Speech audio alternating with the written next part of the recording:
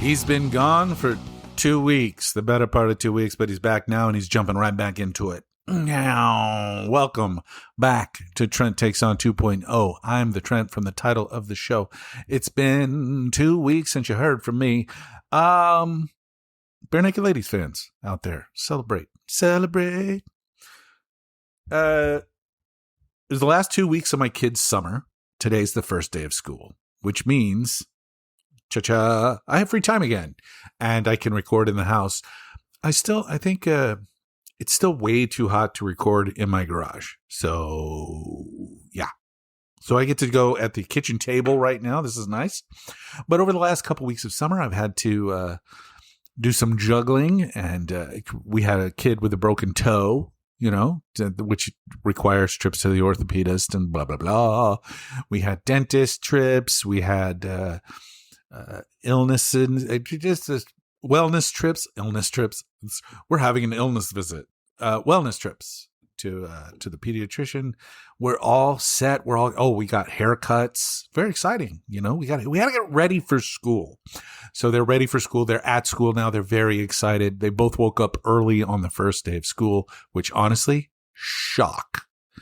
I thought their sleep schedule was all just awful. They're going to be in bed at like 6:30 tonight. I can already feel it.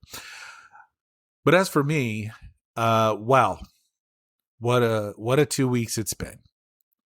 I would love to just sit around and talk about how nice it is to be a dad and do dad stuff, which is great. It's spending time with my kids is terrific. I love it. Which raises the question, why do I talk about politics on a podcast every week or every 2 weeks this time? The answer is because this is an important moment in American history, and it's an important moment in American politics. And I want my kids to know where I stood on all this stuff from the beginning. And I want to try and convince as many people as I can in this country and in this world to stand up to fascism and make their communities a better place, not just for today, but for tomorrow. And that's the most important thing. And I don't think that I stress that enough, that I don't consider my political activism for me. I consider it for my children and their friends, those who they've decided, they want to be friends with. Every one of them deserves a future that's better than what we're currently looking at handing them. And that's everything from the environment to the way politics works in this country to the economy that we're dealing with. Every single facet of American life is being altered in this moment for a generation to come. So my beautiful little daughters, who I'm absolutely crazy about, my adult daughter, who I'm absolutely crazy about, who has to deal with all this stuff too. We all need to look at our kids, and just kids, even if you don't have kids, look at kids, look at a child and think to yourself, they don't get a voice in what's going on right now, but they have to live with the repercussions of it. I don't know that we often take the future into account when we make decisions, some decisions that seem small, but aren't, like a vote. Do you think about the future when you decide which political party you want to be a part of? Here's what I keep coming back to. The Democratic Party at least is offering you some version of a future where there's clean air and clean water, and we address the ongoing climate change, the global warming, if you will. I don't know that it's technically global warming. It warms differently in different places. This has allowed the non-scientific douchebags on the right to claim it's disproved. I remember Oklahoma Senator James Inhofe walking in from outside the Senate, and he had a snowball in his hand, and he considered that proof that global warming wasn't real because it was snowing in DC in November. And it's like, of course it's snowing in DC in November. Fucking, are you serious? The Democratic Party at least is attempting to offer a future where there's a social safety net, where we don't cut Social Security and Medicare, but expand them so that more people can take advantage of them. Only one party in this country, one of the two major parties, I guess, is offering a vision for the future at all. What do Republicans offer? Book bans, fossil fuels, environmental science is a joke. They have a war on science, a war on medicine, a war on expertise. They don't believe the experts who've been doing this their entire lives. One of the most fucking moronic things that they fight about is vaccines. They don't like vaccines because they don't trust doctors, because they feel like their DNA is being altered. You know, there's this ridiculous RFK Jr. claim that vaccines are linked to autism. There's never been a study that links those two things together. Never an accredited study. There are bogus studies by non-scientific people using poor methodology, but what they claim is that we can't do, or that because we don't do double-blind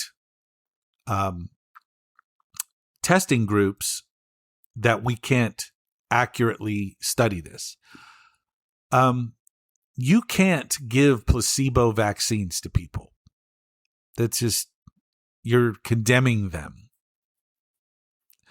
The double blind has already happened. Number of people that died from polio before a polio vaccine. The number of measles cases that we used to look at before there was a measles, mumps, and rubella vaccine. Mumps and rubella are coming, by the way. Vaccines work. There is no link between them and autism. Autism is being better understood with studies today. And we now know that there are more autistic people than we previously thought. That autism as a spectrum is very different from originally believed. So, yeah, we have more autism cases because we diagnose it differently now. We understand it better now. It wasn't diagnosed it the same way. But what we don't have is 20% of all fatalities being in kids under 5 years old, because these diseases ravage children. That's what it was, turn of the 20th century, 1900. When you go and you look at graveyards, especially in the East Coast, because for some reason they're really like easy to get to. Turn of the 20th century, which that's where most of the population was, on the East Coast. Cities in particular, where these communicable diseases jumped so fast from household to household. The number of graves of young children, this is really depressing stuff, it's crazy high. And you think about how tragic it is. Vaccines keep us from continuing to feel that way. There are places in this world where some of these diseases still exist, and their child mortality rate is extremely high because they don't have the vaccines to eradicate those diseases. And that's something that we used to take care of as the United States. We used to attempt to vaccinate more of the world to prevent these things from happening. But we don't do that anymore because the Republican Party sees that as a waste of money.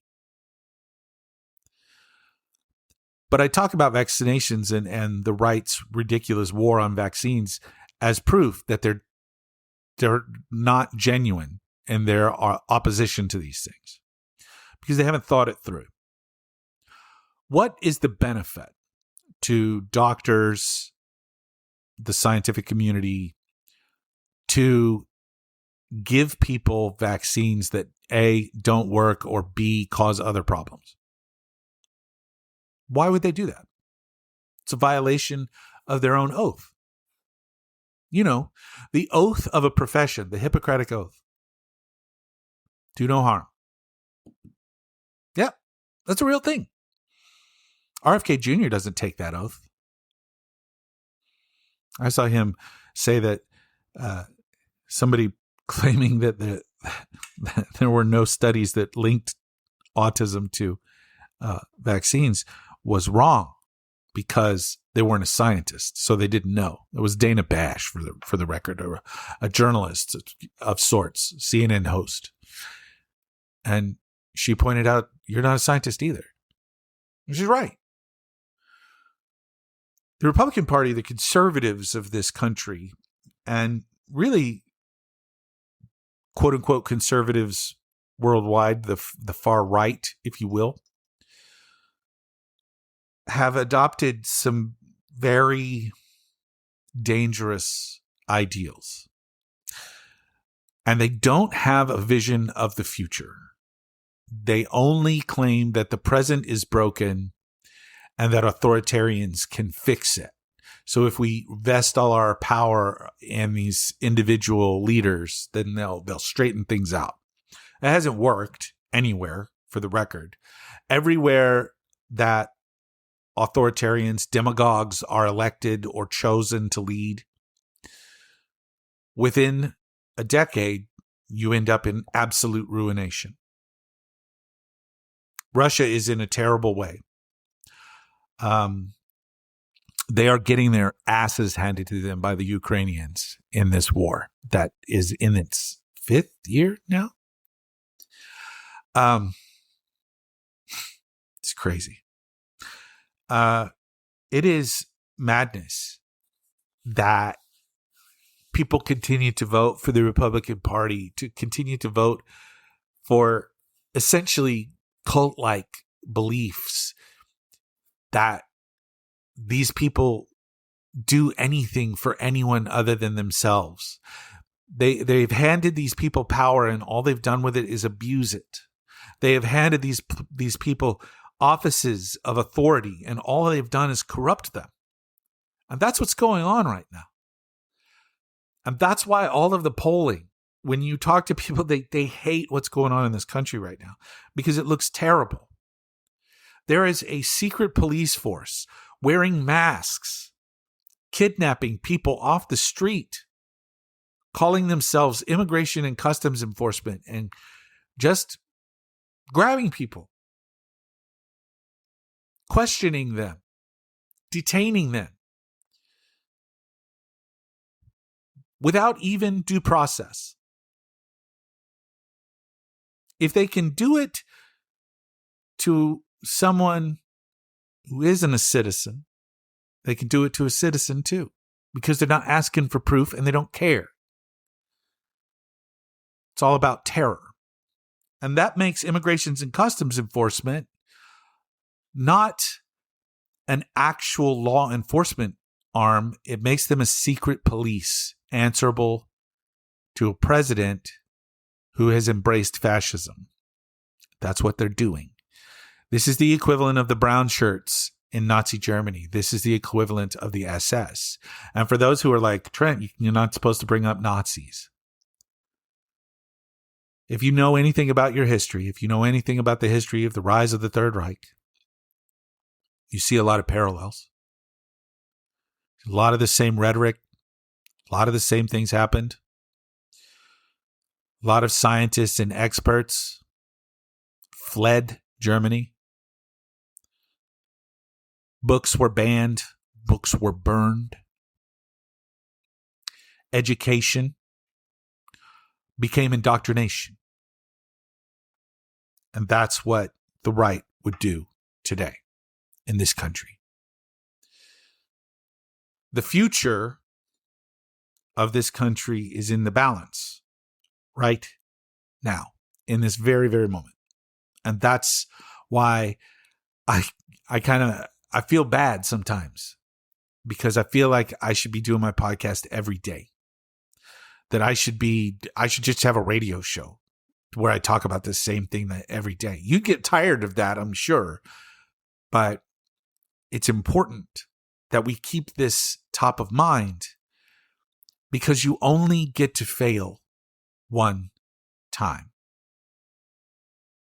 Think about the war in Iran that is continuing.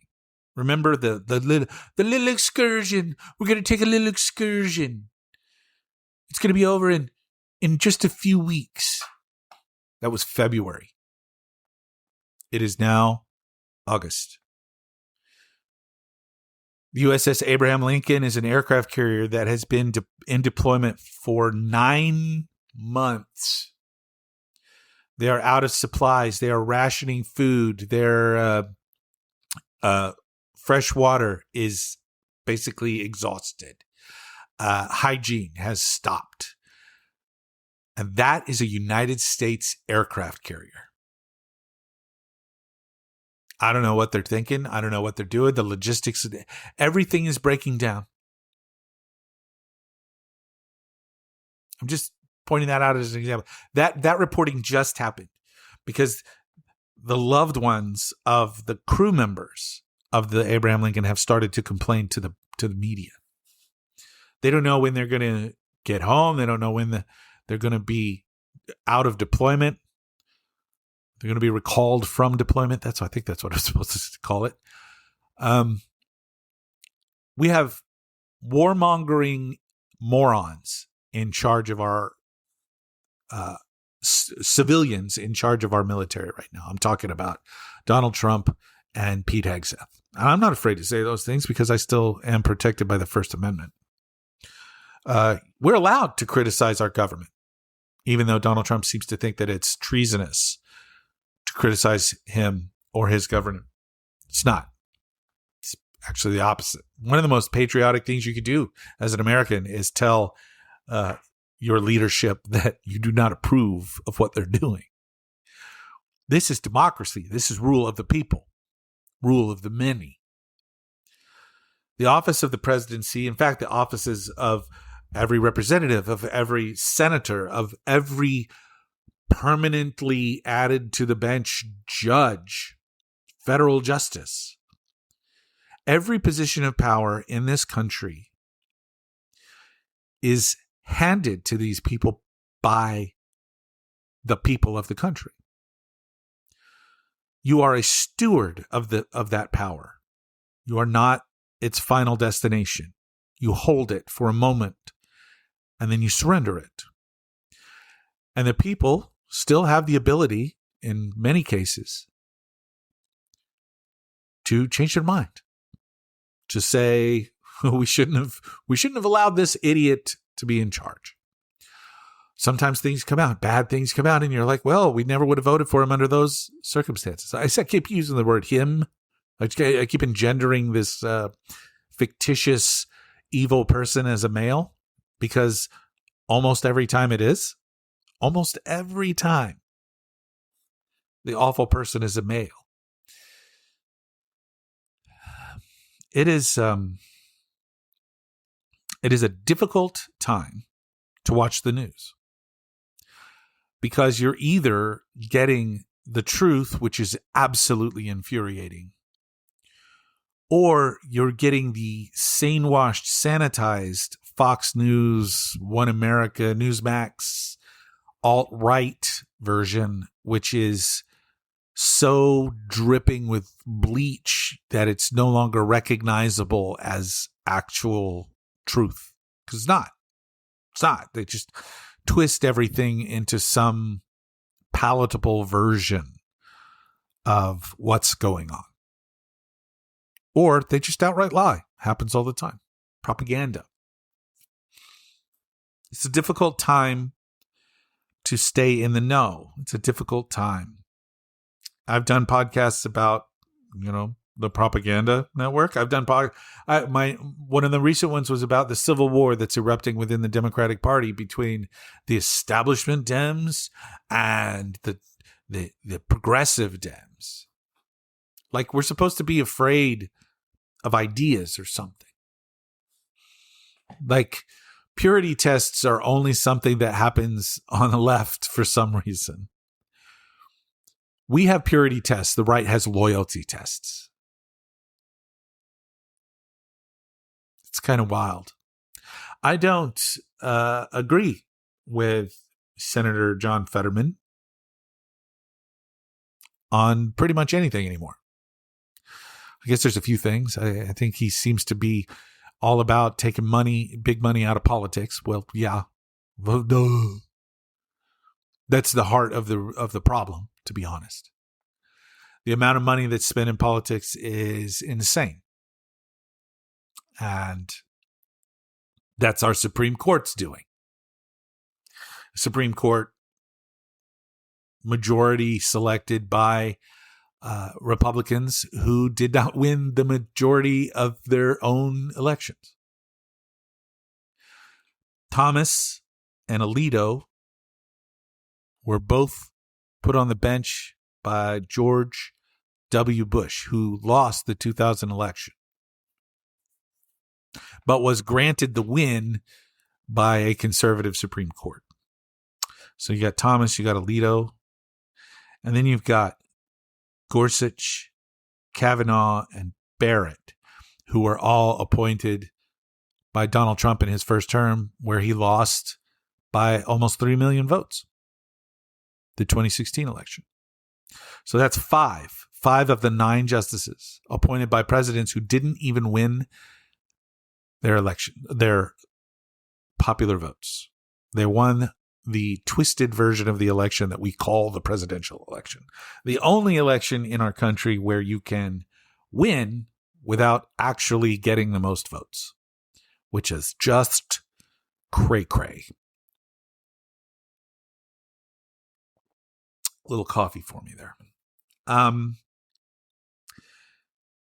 This moment is scary, and that's why it's so hard to watch the news. It's why it's so hard to wrap your brain around what's going on.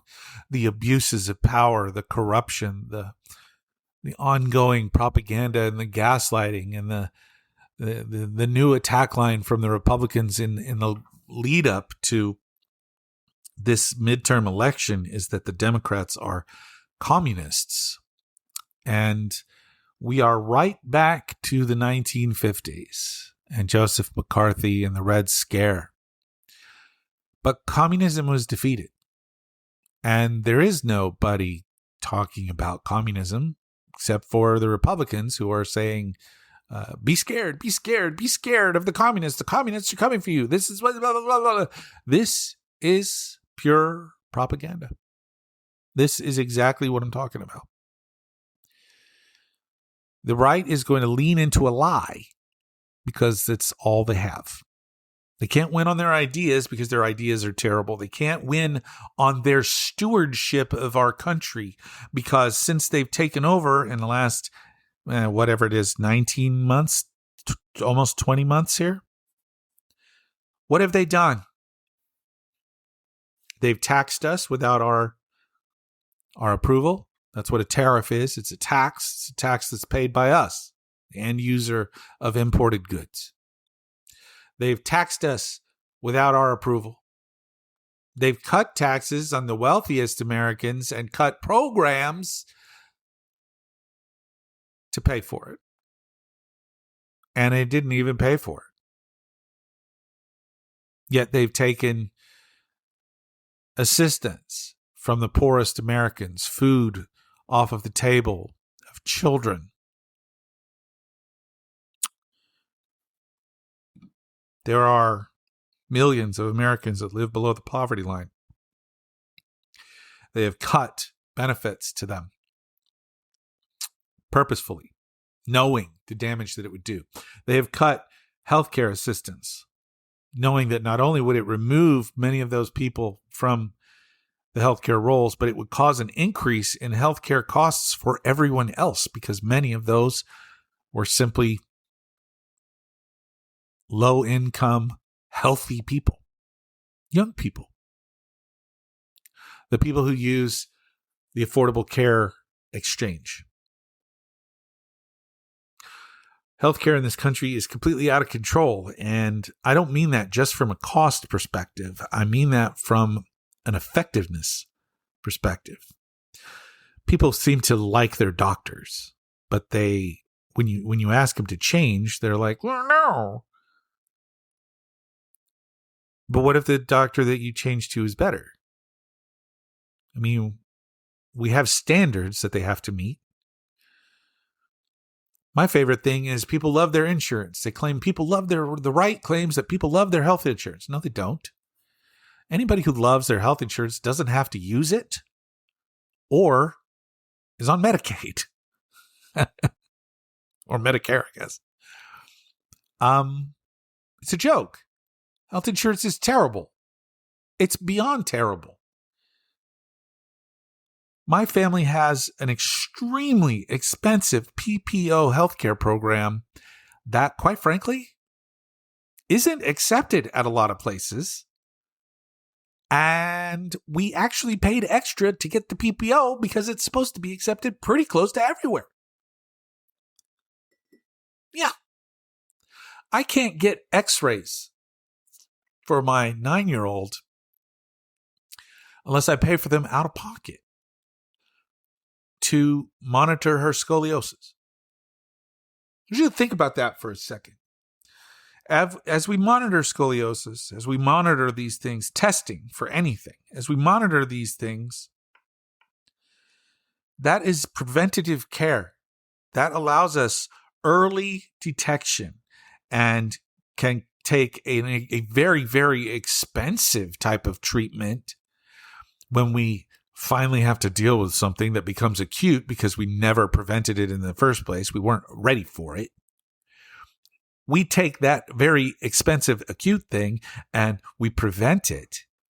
And therefore, all of that extra money that you pay to treat it after it's out of control, you don't have to pay. Preventative care saves money, but it's not covered by insurances.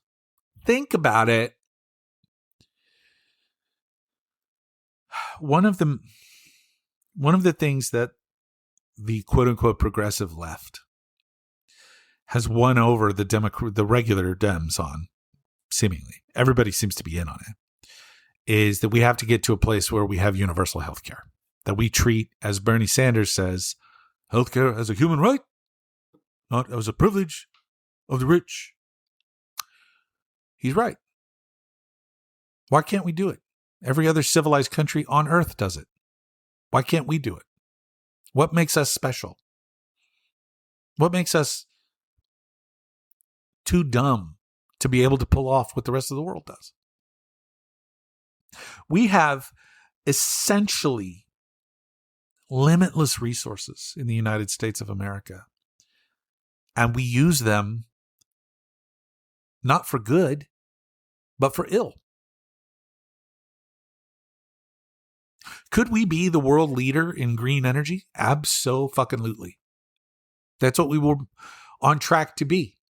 That was going to be the real defining characteristic of the Biden administration, the single Biden administration.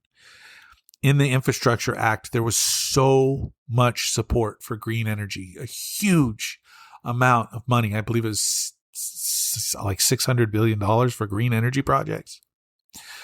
And then the Trump regime has come along and just canceled so much of that.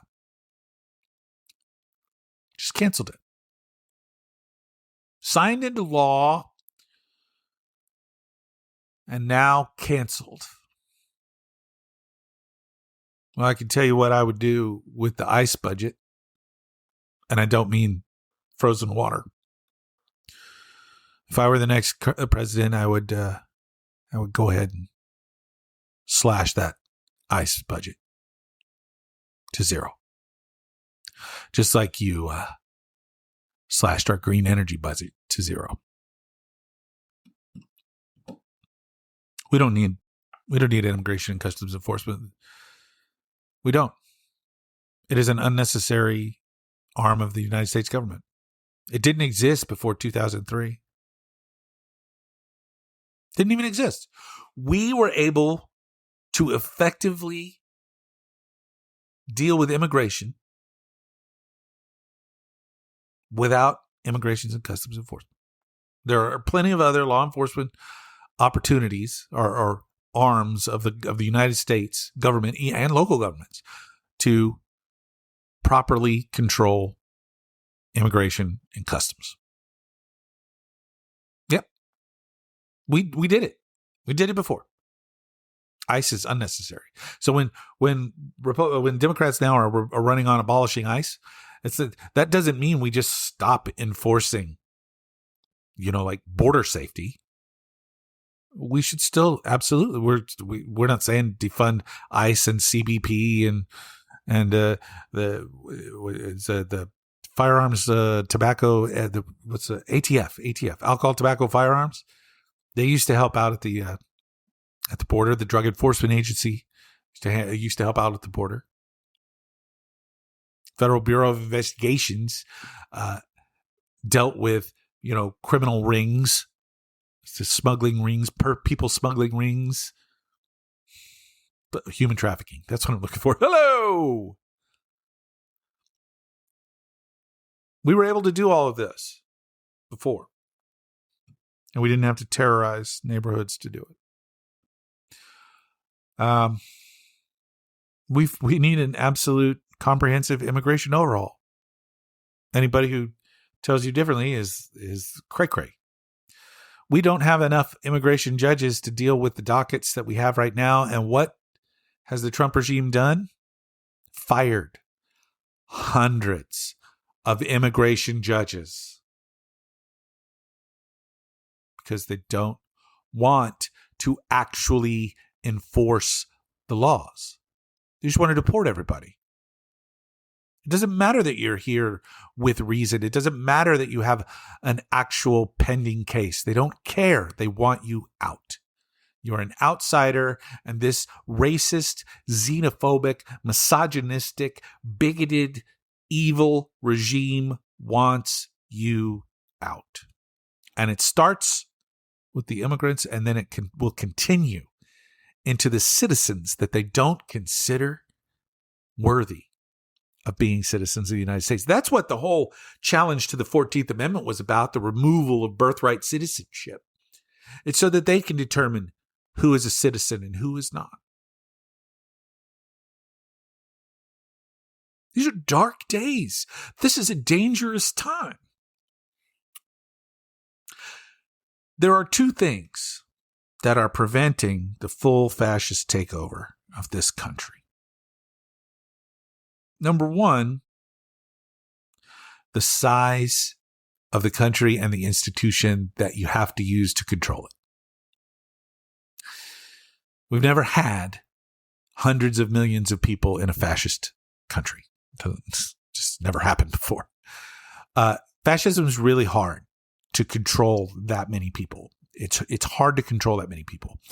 And the mechanism that you would use to control that many people in the United States is the federal government of the United States. But the federal government is weird and it's compartmentalized and it has all of these different, they call it bureaucratic levers, but there are a lot of different pieces to it that answer to other things. And in order to do this, you have to go through this process. And in order to do this, you have to pass this law, or you have to repeal this law, or you have to go through a judge, and so on and so forth. And the system is very, very large. And it turns out that fascism on a very large scale is extremely difficult to do. The other thing that is saving us is the total incompetence of those who actually are attempting the fascist takeover. Donald Trump's a fucking moron. Okay? Quote me on that. That should be the quote. Donald Trump is a fucking moron. And everybody who has chosen to work for him this time around deserves the same label. Morons. Fucking morons. Or they're evil. They know what they're in for, but they do it anyway because they're evil. The Pete Hegseths, the Marco Rubios, they're evil. And they're morons.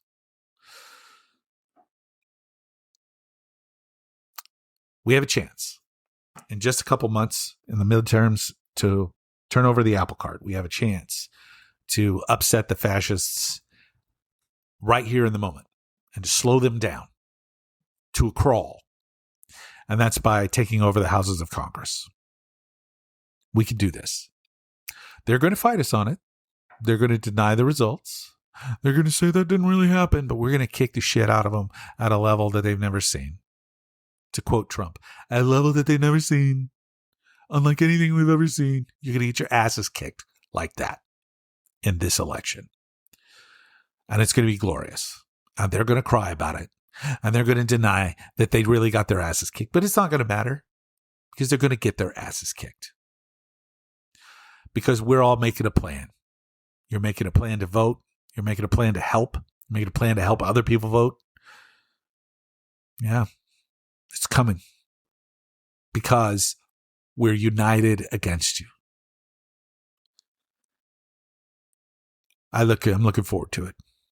I'm looking forward to it. Let's get it on. We have the final primaries coming up.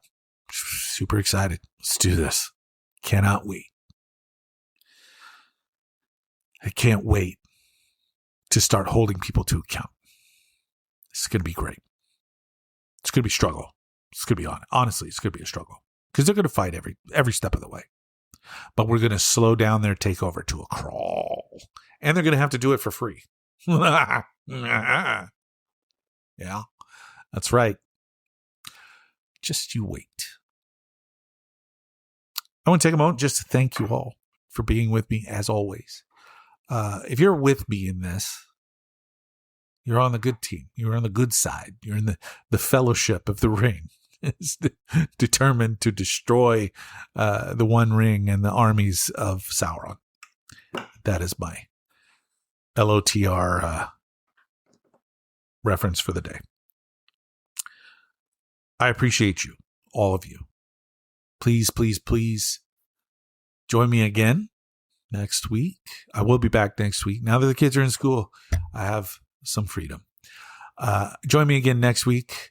I should do at least one show early in the week and at least 2 shows next week.